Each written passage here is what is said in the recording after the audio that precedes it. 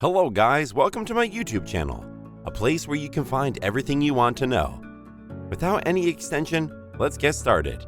The James Webb Telescope is going to give us our first detailed glimpse of this early universe from which we and everything we know was born. James Webb's telescope is a $10 billion effort, an effort that has consumed NASA's limited budget, about 1/4 of NASA's total astronomical budget for years. The $10 billion gambling game was launched on the Ariane 5 rocket. The combination of technology needed to make the James Webb Telescope possible is different from this period in human history. The launch vehicle, image processing, electrical systems, cooling systems, mirror, and solar shield. This effort is not the culmination of 10 years of work from engineers and scientists at NASA, but thousands of years of our work. The building materials and engineering needed to look back 13.5 billion years into the ionization reconstruction period is a point of writing in human history. If you are with us up to this point in the video, please take a second and hit the bell icon by subscribing to our channel so you don't miss our new videos that we, the human race, should celebrate and look at together in a cool atmosphere.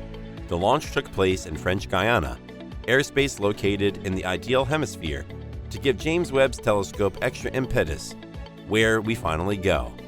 James Webb's telescope will not be in orbit in the world like Hubble. It will be launched at a distance of 1.5 million kilometers from land at Lagrange Point 2.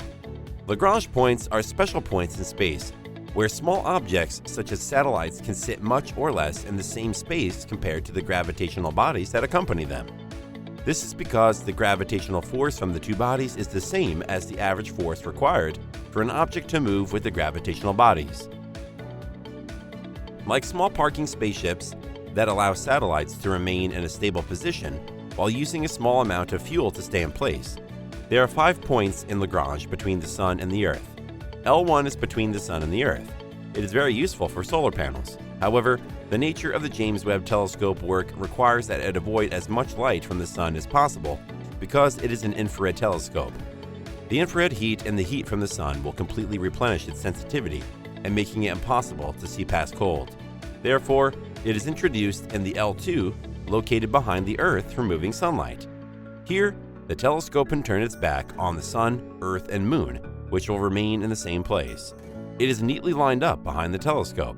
Thanks to the Lagrange Point 2's unique physics efficiency, the black side of the telescope needs to operate at minus 233 degrees Celsius without any way to prevent heat from the Sun and the Earth.